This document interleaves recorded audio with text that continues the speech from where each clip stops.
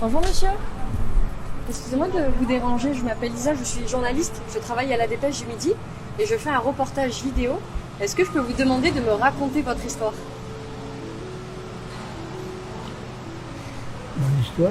Oui, votre histoire de vie. J'ai pas d'histoire à raconter.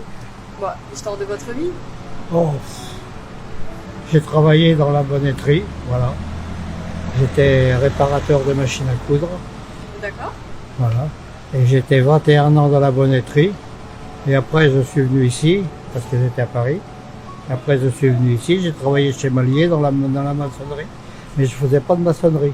Je faisais toutes les réparations des malfaçons dans les maisons qu'on vendait.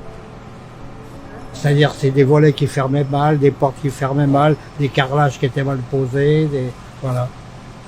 Ma vie. Qu'est-ce qui vous a particulièrement marqué dans votre vie?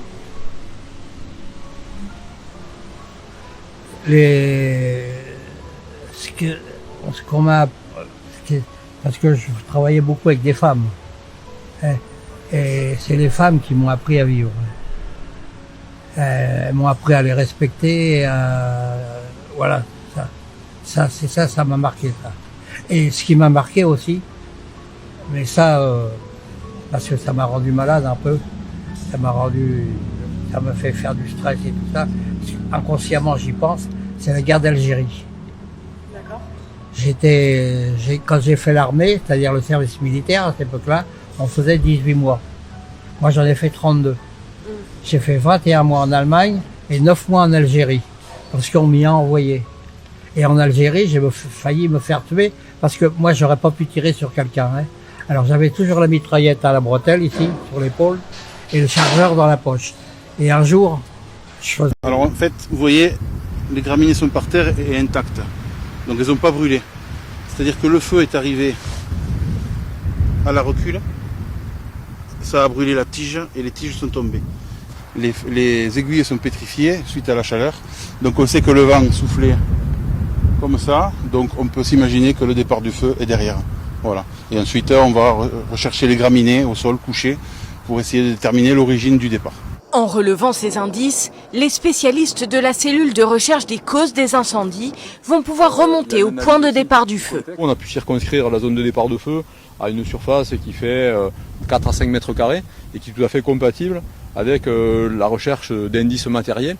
Ici, 2000 mètres carrés ont brûlé. Ce que les enquêteurs veulent savoir, c'est bien sûr s'il y a un facteur humain dans le déclenchement du feu.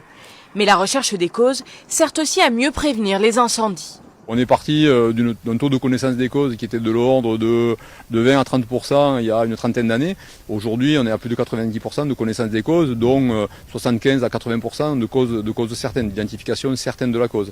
Donc, on sait qu'aujourd'hui, la vision qu'on a des causes d'incendie, elle est assez proche de la réalité. Sur le terrain, les enquêteurs prélèvent un mégot et une canette de soda. Direction le laboratoire d'identification criminelle de Carcassonne. On va écouvillonner les endroits qui, généralement, sont utilisés quand on boit. Ce gendarme espère retrouver des traces d'ADN qui seront un élément précieux dans l'enquête.